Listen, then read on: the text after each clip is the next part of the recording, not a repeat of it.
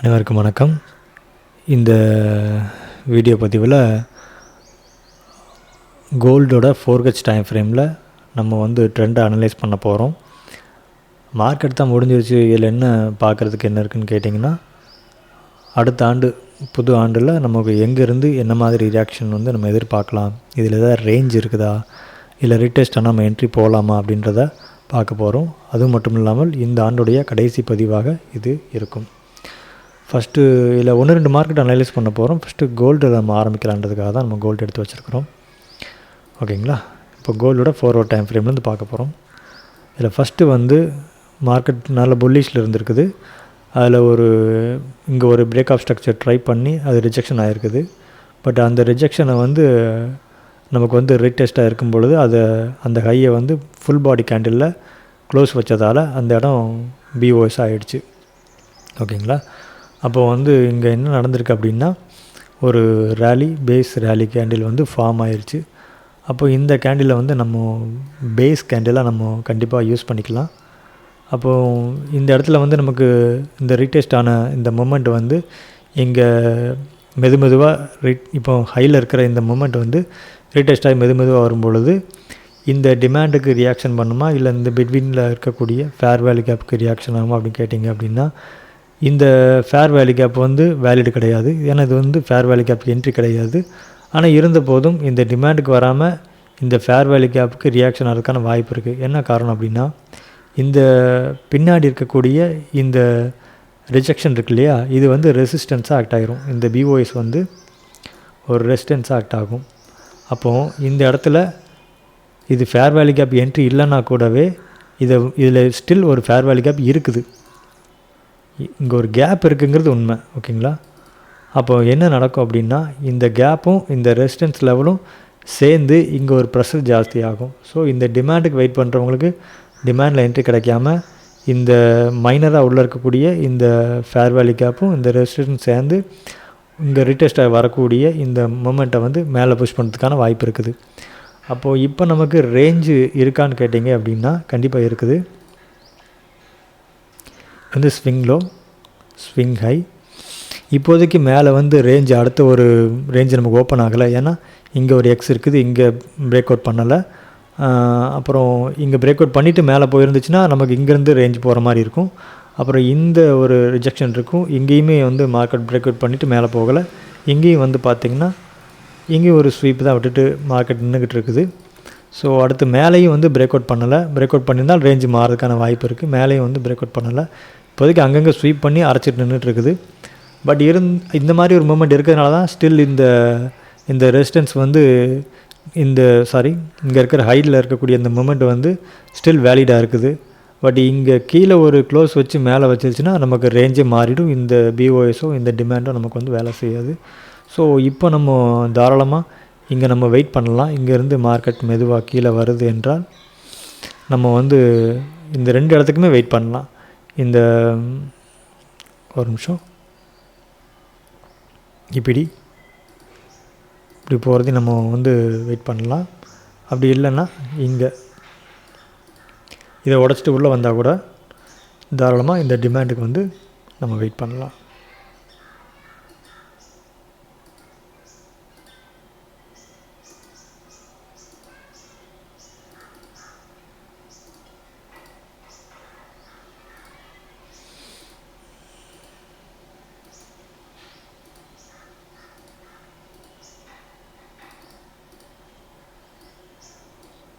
Okay, அப்போ 2 இடமும் நமக்கு இப்போதைக்கு வேலிடாக தான் இருக்குது.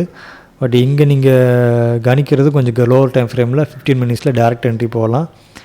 டேரக்ட் என்ட்ரி உங்களுக்கு ஸ்வீப்பு, சாக்கு, அதில் ஒரு பிஓஎஸ் எல்லாம் கரெக்டாக இருந்துச்சுன்னா, இம்பல்சிவாக இருந்தால் நீங்கள் டேரெக்டாக பிரேக்கரில் போகிறவங்க பிரேக்கரில் போகலாம். ஃபேர் வேல்யூ கேப் வெயிட் பண்ணுறவங்க ஃபேர் வேல்யூ கேப்பில் வெயிட் பண்ணி எடுக்கலாம். இன்னும் நல்லா என்ன மாதிரி அளவுக்கு வெயிட் பண்ணாங்கன்னா கண்டிப்பாக அவங்க டிமாண்டுக்கு தான் வெயிட் பண்ணுவாங்க. ஸோ இப்போ நமக்கு இங்கே இந்த பிஓஎஸ்க்கு பின்னால் இந்த ரெசிஸ்டன்ஸ் இருக்கிறதுனால இங்கே வேல்யூ நம்ம சொல்லியிருக்கிறோம். கீழே ஒரு டிமாண்ட் இருக்குது. ஓகேங்களா? இந்த இடம் நமக்கு டிமாண்டாக வேலை செய்யுது. டிமாண்ட். ஓகேங்களா? இதுதான் இப்போதைக்கு கோல்டுடைய நிலவரம். ஸ்டில் நீங்கள் வெயிட் பண்ணுங்கள். இங்கே ஆனால் ஒரு விஷயம் சொல்லிடுறேன், இங்கே மேலே கீழே ஒரு பாடி க்ளோஸ் இன்னும் வைக்கலை. பட் இங்கே இந்த இங்கே ஒரு ரீடெஸ்ட்டு போட்டு இங்கே ஒரு பாடி க்ளோஸ் கீழே வச்சுட்டாங்க அப்படின்னா எப்படி சொல்ல வரேன்னா, இப்போ மேலே நிற்கிற கேண்டில் வந்து இப்படி போயிட்டு அப்புறம் வந்துட்டு இப்படி மேலே போயிட்டு இங்கே ஒரு பாடி க்ளோஸ் கேண்டில் வச்சுட்டு மேலே அடிச்சிருச்சு அப்படின்னா இந்த இந்த என்டையர் என்ட்ரியுமே தப்பாகும். ஸோ எங்கேயுமே இங்கே வந்து பாடி க்ளோஸ் மேலேயும் கீழே வைக்காமல் டேரெக்டாக அடித்து வரணும். அதாவது மேலே க்ளோஸ் வைக்காமல் பாடி க்ளோஸ் வைக்காமல் அப்படியே வரணும். வந்துச்சுன்னா தான் நமக்கு வேலிடாக இருக்கும். பட் லைவில் ஏதாவது கன்ஃபியூஷன்ஸ் இருந்துச்சு அப்படின்னா நான் கண்டிப்பாக ஒரு அப்டேட் கொடுப்பேன். ஓகேங்களா? சரி, இதோட கோல்டை முடிச்சுக்கலாம். அடுத்து நம்ம வேறு ஒரு சார்ட்டை பார்க்கலாம். இதில் வந்து 4 hour டைம் ஃப்ரேமில்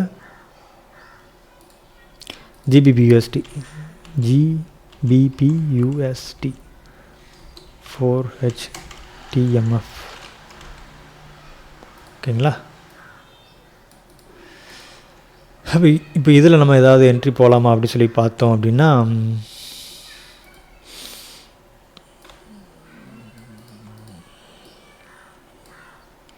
இதில் வந்து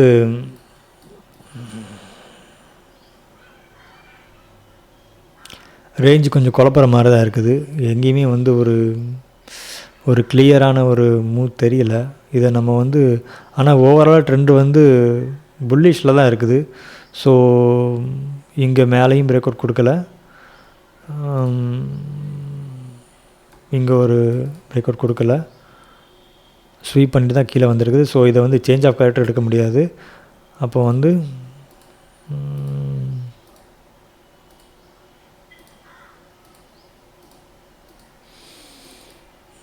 அப்போ பல தடவை மேலே உடைக்க ட்ரை பண்ணி உடைக்க முடியாமல் இங்கே இந்த ஹையை வந்து இங்கே ஒரு BOS தேவைப்பட்டிருக்கு, மூமெண்ட்டில் கிடைக்கல.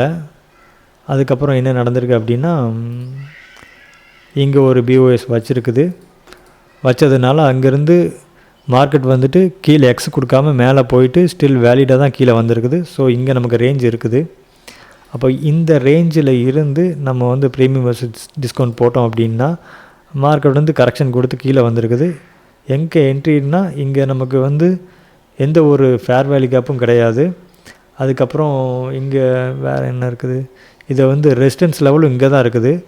ஸோ இந்த ரெசிஸ்டன்ஸ் ஏற்கனவே எடுத்துருக்குது. பட் இருந்த போதும் இங்கே கீழே வந்துட்டு சம்மந்தம் இல்லாமல் மார்க்கெட் வந்து திரும்ப மேலே போயிருக்குது. சொல்லப்போனால் இங்கே ஒரு டிமாண்டோ இங்கே ஒரு ஃபேர் வேல்யூ கேப்போ எதுவுமே இல்லை, ஒரு எக்ஸோ எதுவுமே இல்லை. பட் இருந்தாலும் இங்கே ரியாக்ஷன் ஆகி மார்க்கெட் போயிருக்குது. இது ஏன் நடந்துச்சுன்னு எனக்கு ஒன்றும் தெரியல. பட்டு இங்கே ஒரு ரீடெஸ்ட் கொடுத்துட்டு மேலே போனதுனால அடுத்து நம்ம இந்த ப்ரீவியஸாக இருக்கக்கூடிய எந்த ஹையும் அப்புறம் இந்த ரிஜெக்ஷன் வச்ச ஹையும் மார்க்கெட் பிரேக் பண்ணால் நம்ம ஒரு BOSஆக எடுக்கலாங்கிறது தான் இப்போதைக்கு நிலவரம். பட் இங்கேருந்து இங்கே ரேஞ்சு போகலாமா அப்படின்னா இந்த மூமெண்ட்டே வந்து ட்ரெண்டை வந்து சொதப்புற மாதிரியான ஒரு மூமெண்ட்டு தான் இருந்திருக்குது. ஸோ அப்போ வந்து இதை நம்ம எடுக்க முடியாது. பட் இந்த இந்த இந்த BOS இருக்கு இல்லையா, இந்த வார BOS, ஏன்னா அந்த மாதிரி மூமெண்ட்லாம் நிறைய பேர் குழப்பி விட்ருவோம். இதில் எதில் எடுக்கிறதுன்னு தெரியாது. ஓகே, இப்போதைக்கு ரொம்ப ஹையாக இருக்கக்கூடிய இந்த ரிஜெக்ஷனுங்கிறது இது தான். இதை வந்து இங்கே இந்த கேண்டில் அடித்து மேலே உடைக்க வேண்டியது எதுனா இந்த கேண்டிலே வந்து அடித்து BOS வைக்க வேண்டியது, வைக்க முடியலை. பட் இருந்த போதும் அங்கேருந்து ரீடெஸ்ட் ஆகி அந்த ஹையை வந்து இந்த ரீடெஸ்ட்லேருந்து உடச்சிருச்சு, மேலே உடச்சிருச்சு. ஸோ இந்த இடத்த வந்து நம்ம வந்து மைனர் BOSஆக எடுத்துக்கலாம். மைனர் BOS ஓகேங்களா? அப்போ மைனர் BOS மேஜர் BOS ரெண்டுமே கிடச்சிருச்சு. அப்போ 2 BOS வந்து நமக்கு இங்கே ஸ்ட்ராங்காக இருக்குது. ஸோ அப்போது இங்கே வந்து எப்படி மூமெண்ட் வந்து எப்படி போயிருக்குன்னா இந்த கேண்டில் வந்து ரிஜெக்ஷன் ஆகி போயிருக்குது. அப்போது இதில் ஒரு விஷயத்தை மட்டும் மைனூட்டாக பார்க்கணும், பார்த்துட்டு போயிடலாம்.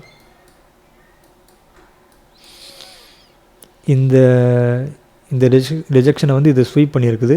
ஸோ இப்போ லிக்விடிட்டி இங்கே கலெக்ஷன் ஆகிருக்குது. ஸோ ஸ்டில் அப்போ இது வந்து ஸ்ட்ராங்காக இருக்கும். ஓகே, அப்போது rally base rally full body candle தான் இருக்குன்னு அவசியம் இல்லை. இப்படி ஏன்னா ஹையர் டைம் ஃப்ரேம்ங்கிறதுனால நமக்கு வந்து அந்த ஸ்ட்ரக்சர் வந்து கரெக்டாக இருக்கணும். இந்த இந்த இந்த ரீட்ரேஸ்ட் கேண்டில் பாடி க்ளோஸ் வச்சுருக்குது. அதாவது இந்த பேஸ் கேண்டிலில் பாடி க்ளோஸ் வச்சுருக்குது. இப்போ மார்க்கெட்டு மேலே போகிறதுனால இந்த ரிஜெக்ஷன் வச்சதுனால, அதாவது இது வந்து கீழே விக்கு மேலே விட்டு பாடி கீழே இருக்குது. பட் அப்படிங்கும்போது இது ஸ்ட்ராங் இல்லையான்னு நினைக்கிறத விட அடுத்த கேண்டில் ஃபுல்லாக க்ளோஸ் வச்சதுனால இப்போ இந்த ரிஜெக்ஷன் வந்து அடுத்து ஒரு ரீடெஸ்ட் வருதுன்னா மேலே புஷ் பண்ணதுக்கு இது ஸ்ட்ராங்காக நிற்கும். அதனால் இது ஸ்டில் வேலிட் தான். அப்போ இங்கே ஒரு ஃபேர் வேல்யூ கேப்பும் இருக்குது, இங்கே ஒரு ரெசிஸ்டன்ஸ் லெவல் இருக்குது. இதை வந்து பேஸாகவும் எடுக்கலாம், ரெசிஸ்டன்ஸாகவும் எடுக்கலாம். ஸோ நம்ம இங்கேருந்து ப்ரீமியம் வெர்சஸ் டிஸ்கவுண்ட் வந்து மேலே போடலாம்.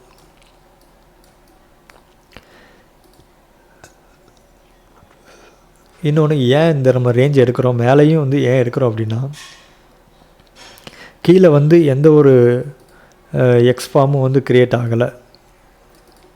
அதாவது மைனர் சேஞ்ச் ஆஃப் கேரக்டருங்கிறது மாதிரி எதுவுமே இங்கே உருவாகலை. ஸோ வந்து அப்படி உருவாகிட்டு மேலே க்ளோஸ் வச்சுருந்தா ரேஞ்சு மாறி இருக்கும். அந்த மாதிரி எங்கேயும் நடக்கலை. இந்த இந்த இந்த மூமெண்ட் இருக்கு இல்லையா, இங்கேயுமே வந்து பாடி க்ளோஸ் வைக்கலை, ஸ்டில் மேலே தான் போயிருக்குது. இங்கே க்ளோஸ் வச்சுட்டு மேலே க்ளோஸ் வச்சுருந்தா இது பிஓஎஸாக மாறி இருக்கும். ஸோ ஸ்டில் இது இந்த மூமெண்ட் வந்து வேலிடு தான். அப்போ நம்ம என்ன எதிர்பார்க்குறோம் அப்படின்னா, இந்த ரேஞ்ச், இந்த ஸ்விங் லோ அப்புறம் ஸ்விங் ஹை வந்து ஸ்டில் வேலிடுன்னு சொல்ல வர்றேன், வேறு ஒன்றும் இல்லை. அப்புறம் ப்ரீமியம், ஈக்லிபிரியம், அப்புறம் வந்து டிஸ்கவுண்ட்.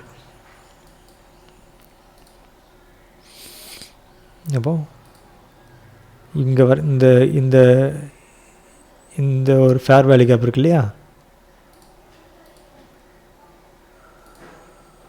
இப்படியே நம்ம பார்க்கலாம். அதுக்கு கீழே இருக்கக்கூடிய இந்த ஜோன் இருக்கு இல்லையா, இந்த பேஸ் கேண்டில், இந்த பேஸையும் நம்ம வந்து இந்த பேஸுக்காக நம்ம வெயிட் பண்ணலாம், இந்த ஃபேர் வேல்யூ கேப்புக்காகவும் வெயிட் பண்ணலாம், இந்த பேஸுக்காகவும் நம்ம வெயிட் பண்ணலாம். ஏன்னா இந்த ஃபேர் வேல்யூ கேப் கீழே க்ரீன் கலர் கேண்டில் தான் இருக்குது.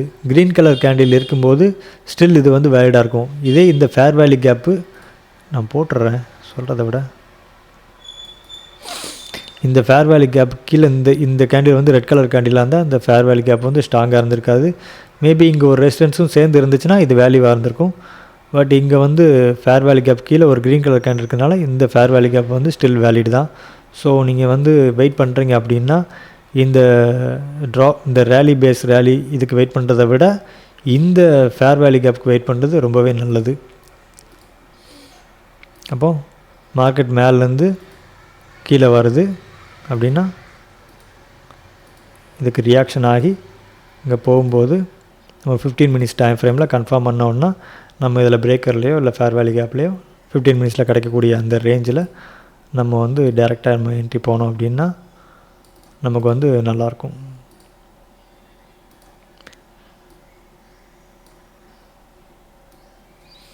இப்போ ஃபஸ்ட்டு வந்து என்ன பார்த்தோம், கோல்டு பார்த்தோம்.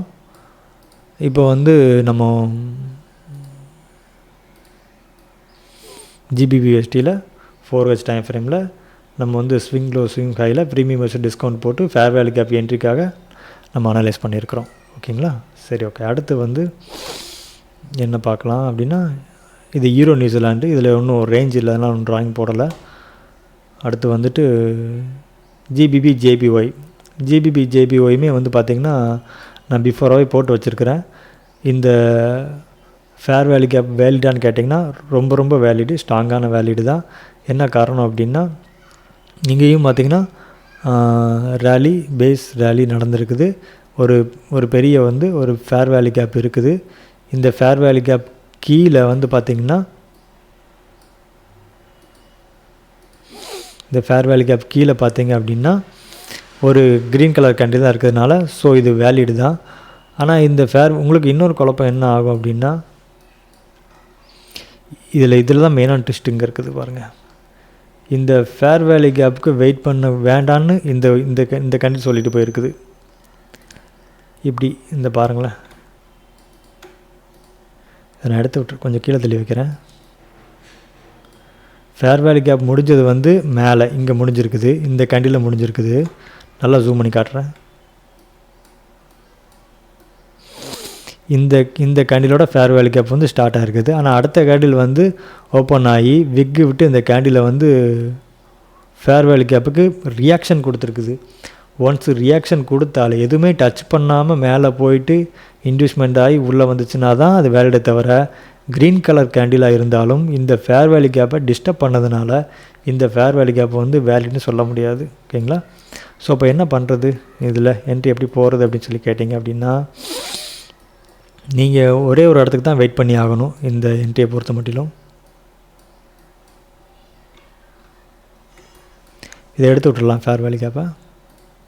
ஓகே, அப்போது நீங்கள் எங்கே வெயிட் பண்ணணும் அப்படின்னா, இந்த பிஓஎஸ் நடந்திருக்கு இல்லையா, பிரேக் ஆஃப் ஸ்ட்ரக்சர் நடந்த இடத்தையே அப்படி இழுத்து விட்டீங்க அப்படின்னா நமக்கு இங்கே வந்து ஃபுல்லாக ஃபேர் வேல்யூ, இதுக்கு கீழே ஃபேர் வேல்யூ கேப் இல்லை, எல்லாமே கண்டினியூவாக அடுத்தடுத்து ஒரு விக்குமே ஒன்று டச் பண்ணி மேலே போயிடுச்சு, புஷ் பண்ணி போயிடுச்சு. அப்போ நீங்கள் வெயிட் பண்ணுறீங்க அப்படின்னா இந்த டிஸ்கவுண்ட்டுக்கு பக்கத்தில் இருக்கிற இந்த ரெசிஸ்டன்ஸ் லெவலை நீங்கள் இதுக்காக நம்ம வெயிட் பண்ணலாம். ஓகேங்களா?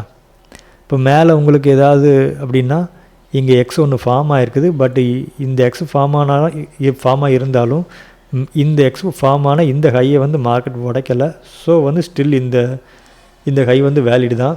மேபி மார்க்கெட் அப்புறம் ஓப்பன் ஆகி இங்கேருந்து இப்படி டேரெக்டாக உடச்சிட்டு இங்கே வருதுன்னா நீங்கள் வந்து இந்த ரெசிஸ்டன்ஸ் லெவலில் என்ட்ரி போடுறத மறந்துடணும், என்ட்ரி போயிடக்கூடாது. மேலே உடச்சிருச்சுன்னா கீழே என்ட்ரி வச்சிடாதீங்க. மேலே உடைக்காமல் இப்போதைக்கு மூமெண்ட் கரெக்டாக இருக்குது. இங்கிருந்து மெதுவாக கீழே வரணும். மூமெண்ட் வந்து மெதுவாக கீழே அப்படி வந்து அப்படி ட்ராயிங் தப்பாகுது, இப்படி போச்சு அப்படின்னா நம்ம கரெக்டாக இருக்கும். ஓகேங்களா? ஓகே, ஸோ இந்த ஜிபிபி ஜேபிஒய்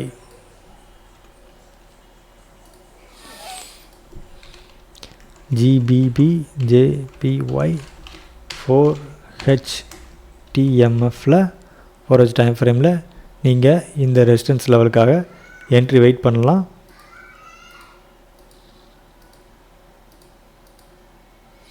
ஆனால் மேலே வந்து என்ன பண்ணிடக்கூடாது, ஃபுல் பாடி கேண்டில் வந்து க்ளோஸ் வச்சிடக்கூடாது. ஓகேங்களா? அதை மட்டும் நீங்கள் ஞாபகம் வச்சுக்கோங்க. அவ்வளோதான் இந்த ஜேபியோடைய மொமெண்ட்டு, இந்த ஸ்விங் லோ ஸ்விங் ஹை எல்லாமே. ஓகே, அடுத்து வந்து என்ன பார்க்குறதுக்குன்னா AUDUSD 4H டைம் ஃப்ரேமில் நம்ம எடுத்து வச்சுருக்குறோம். இது ஸ்டில் வேலிடா அப்படின்னு கேட்டிங்க அப்படின்னா ஸ்டில் வேலிட் தான். இது வந்து நான் ஏற்கனவே பிஃபோராகவே போட்டு வச்சுருக்கிறேன். என்னெல்லாம் கிடச்சிக்குன்னு டக்குன்னு சொல்லிடுறேன், நம்ம டயத்தை வேண்டிக்க விரும்பலை. இப்போ இங்கே ஒரு எக்ஸு வந்து நமக்கு ஃபார்ம் ஆகிருக்குது. இந்த எக்ஸ் வந்து இந்த இடத்துல ஃபேர் வேல்யூ கேப் இருக்கிறதுனால இந்த எக்ஸ் வந்து ஸ்டில் வேலிடாக இருக்கும்.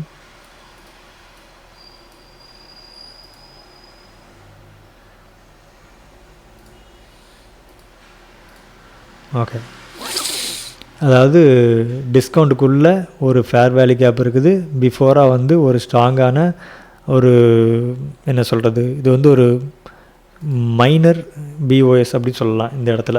ஓகேங்களா? ஏன்னா ரேஞ்ச் வந்து ஆல்ரெடி வந்து புல்லிஷில் தான் இருக்குன்றதுனால இங்கே நம்ம சேஞ்ச் ஆஃப் கேரக்டரோ அது மாதிரி எதுவும் இல்லை, இங்கே நடக்கலை. அதனால் வந்து ஸ்டில் இது வந்து மைனர் பிஓஎஸ் தான். அந்த மைனஸ் பிஓஎஸ் வந்து நமக்கு வந்து இந்த இடத்துல வந்து ஒரு என்ன சொல்கிறது, ஒரு ஸ்ட்ராங்கான ஒரு வால்யூமான கேண்டில் இதை உடச்சதுனால இது மைனர் பிஓஎஸாக கிடச்சிருக்குது. பட் மேஜர் வந்து நம்ம இங்கே தான் நமக்கு லைன் கிடச்சிருக்குது. அந்த மேஜரையும் வந்து ஃபுல் பாடி கேண்டிலில் க்ளோஸ்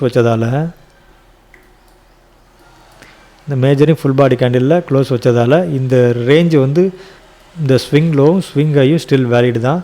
அதுக்கு தான் நம்ம வந்து கீழே லோ லைனை இந்த ப்ரீமியம் வெர்சஸ் டிஸ்கவுண்ட் போட்டு வச்சுருக்குறோம். அப்போது கீழே வந்து நமக்கு வந்து இந்த எக்ஸ் வந்து இன்னும் உடையலை, மேலேயும் நமக்கு உடையலை. ஸோ இங்கேருந்து டேரெக்டாக நமக்கு ரீடெஸ்ட் ஆகி இங்கே ரியாக்ஷன் ஆகி லோ டைம் ஃப்ரேமில் 15 மினிட்ஸில் சேஞ்ச் ஆஃப் கேரக்டர் வச்சா கூட நம்ம என்ட்ரி தாராளமாக போகலாம். இதுதான் இந்த, அதாவது ஒரு க்ளீனான என்ட்ரிங்கிறதுனால இதை நம்ம ஈஸியாக சொல்ல முடியுது. இது க்ளீனாக இல்லை அப்படின்னா நமக்கு நிறைய குழப்பங்கள் வரும். ஏன்னா இங்கேயுமே குழம்புறதுக்கு பார்த்திங்கன்னா இங்கே இவ்வளோ ஒரு ரீடெஸ்ட் கேண்டிலில் போட்டு கன்ஃபியூஸ் பண்ணியிருக்கிறாங்க. எதுக்குன்னா நம்ம ரேஞ்சை கரெக்டாக எடுக்கக்கூடாது, தப்பாக எடுக்கின்றதுக்காக பண்ணியிருக்காங்க. ஸோ இப்போ நம்ம என்ன பண்ணுவோன்னா இங்கேயுமே வந்து இப்படி வைக்கிறதுக்கான வாய்ப்பு இருக்குது இல்லையா, நம்ம அப்படி வைக்கக்கூடாது. இங்கேருந்து நம்ம கனெக்ட் பண்ணணும். ஸோ அவங்களுக்கு தேவையான லிக்விடிட்டி எடுக்கிற வரைக்கும் அவங்க இந்த மாதிரி ஒரு அறையில் போட்டு தான் செய்வாங்க. அப்புறம் எப்போதுமே ஒரு வருடத்தோட முடிவு, அப்புறம் புதுசாக வேறு ஒரு வருடங்கள் ஓப்பன் ஆகுது அப்படின்னா அவங்க சின்ன சின்ன குழப்பமான ஒரு மூமெண்ட்ஸை வந்து போட்டு தான் போவாங்க. பட் இருந்தாலும் நமக்கு வந்து ஒரு இம்பல்சிவான ஒரு பிரேக் கிடச்சதுனால நமக்கு இந்த ரேஞ்சை வந்து நம்ம எடுக்க முடியுது. ஸோ இதில் ஏதாவது சந்தேகங்கள் இருக்குன்னா நீங்கள் கேட்கலாம். இல்லை வேறு ஏதாவது சார்ட் அனலைஸ் பண்ணணும் அப்படின்னா அது நீங்கள் கமெண்டில் கேட்கலாம். இல்லை இதில் எதாவது நான் சொல்லாமல் விட்டுட்டேன் அப்படின்னா கூட நீங்கள் கமெண்டில் சொல்லி கரெக்ஷன் பண்ணலாம். வேறு எதுவும் சந்தேகங்கள் இருந்தால் நீங்கள் கேளுங்க. இன்னொரு விஷயம் என்னென்னா உங்களுடைய நண்பர்கள் யாராவது இந்த ட்ரேடிங் ஃபாரெக்ஸ் ட்ரேடிங் வர்த்தகத்தில் இருக்கிறாங்க அப்படின்னா நீங்கள் அவங்களுக்கும் இந்த வீடியோ வந்து ஷேர் பண்ணுங்கள். இதில் இன்னொரு மைனூட்டான விஷயம் என்ன சொல்ல நான் விருப்பப்படுறேன்னா, ஒவ்வொருத்தரும் கமெண்ட் பண்ணுறதுனால தான் இந்த யூடியூப் சேனல் வந்து இன்னும் நிறைய பேருக்கு வந்து பூஸ்ட் பண்ணி இந்த வீடியோ வந்து காட்டுது, ஷோ பண்ணி காட்டுது. ஏன்னா நான் இந்த வீடியோக்கு எதுக்குமே நான் பே பண்ணுறதில்ல. நான் ரேண்டமாக அப்லோட் பண்ணிட்டு தூர விட்டுறேன். நீங்கள் இந்த சேனலுக்கு எந்தளவுக்கு சப்போர்ட் பண்ணுறீங்களோ அந்தளவுக்கு இந்த வீடியோக்கள் வந்து மற்றவங்களுக்கு ரீச் ஆகிறத நான் பார்க்குறேன். ஏன்னா நான் இப்போ தான் இந்த யூடியூப் சேனலை மெயின்டைன் பண்ணிகிட்ருக்கிறேன். ஸோ உங்களுக்கு இது பிடிச்சிருக்கு அப்படின்னா நீங்கள் ஒரு குட் கமெண்டோ பேட் கமெண்டோ ஏதோ ஒன்று நீங்கள் இந்த பதிவில் நீங்கள் போடும்போது என்ன ஆகுனா, அது இதை சார்ந்தவங்களுக்கு அது ஒரு ரெஸ்பான்ஸ் நடக்கும்போது இதை சார்ந்தவங்களுக்கு அந்த வீடியோ பதிவுகள் வந்து போகுது. ஸோ நீங்கள் வந்து இந்த வீடியோ பிடிச்சிருக்கும் பட்சத்தில் நீங்கள் வந்து கமெண்டில் நீங்கள் ஏதாவது ஒன்று சொன்னீங்க அப்படின்னா இது உங்களுக்கு பயனளிக்கும் விதமாக இருந்தாலும் இன்னொருத்துக்கு போகிறதுக்கான ஒரு சோர்ஸாகவும் இது அமையும். ஸோ உங்களுடைய நன்மைக்கும் மற்றவங்களுடைய நன்மைக்காகவும் நீங்கள் வந்து இந்த பதிவில் இருக்கக்கூடிய விஷயங்களை நீங்கள் கமெண்டில் கண்டிப்பாக சொல்லணும். இவ்வளோ நேரம் வீடியோ பார்த்ததுக்கு ரொம்ப நன்றி, வணக்கம். இன்னொன்று என்ன சொல்ல மறந்துட்டேன்னா புத்தாண்டு வாழ்த்துக்களையும் சொல்லிக்கிறேன். வீடியோ பார்த்ததுக்கு நன்றி, வணக்கம்.